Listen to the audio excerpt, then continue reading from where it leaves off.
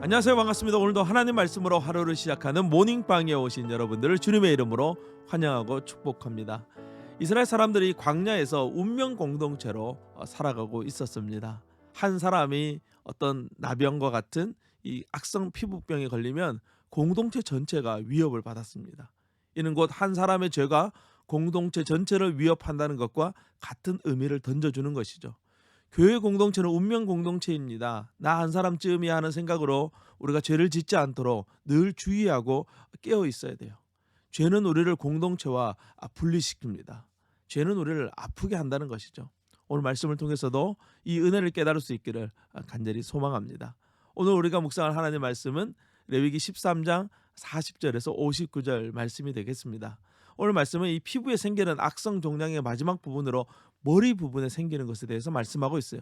갑자기 탈모가 일어나면서 머리 피부에 희고 붉으스름한 색점이 생기면 이것 또한 나병으로 분류하도록 했습니다. 45절 말씀입니다.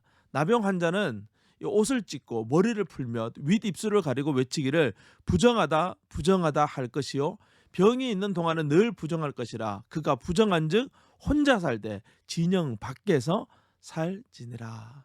이 전염성이 강한 악성 피부병에 걸리게 되면 그 사람은 머리를 풀어헤치고 입술을 가리고 부정하다 부정하다라고 2번 외치고 진영을 벗어나서 살아야만 했던 것이죠. 이것은 나중에 율법으로 고정화되고 이스라엘에서는 이 나병에 걸리면 사람들이 자기에게 가까이 오면 부정하다 부정하다라고 외치면서 사람들이 자신에게 가까이 오지 못하도록 해야 했습니다.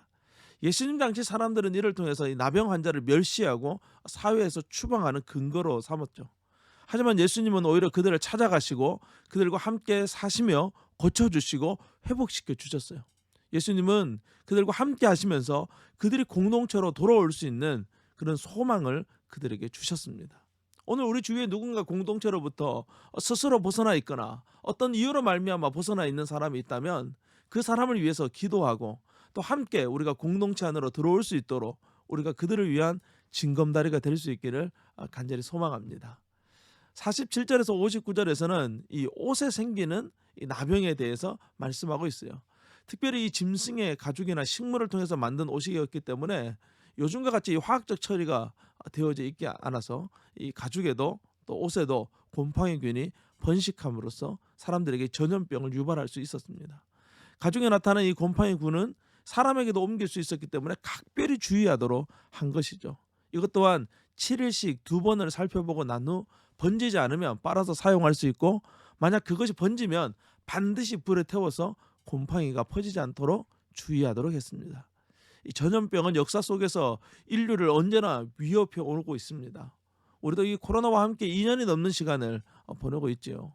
오늘도 수많은 사람들이 확진될 것이고 또 고립되는 상황이 계속해서 벌어지고 있습니다. 우리는 이것을 단순히 질병으로만 생각해서는 안 됩니다. 하나님은 이러한 전염병을 레위기에 담아놓고 제사장이 진찰하도록 하심으로써 이 죄에 대한 심각성, 죄에 대한 경각심을 갖도록 했다는 것을 기억해야 합니다. 우리는 이 땅에서 죄와 싸우는 삶에 아주 민감하게 반응해야 됩니다. 눈에 보이는 이 곰팡이균, 이 코로나에 대해서는 사람들은 너무나도 민감하게 반응하고 또 주의함으로써 가족과 공동체를 지켜나가려고 애를 씁니다.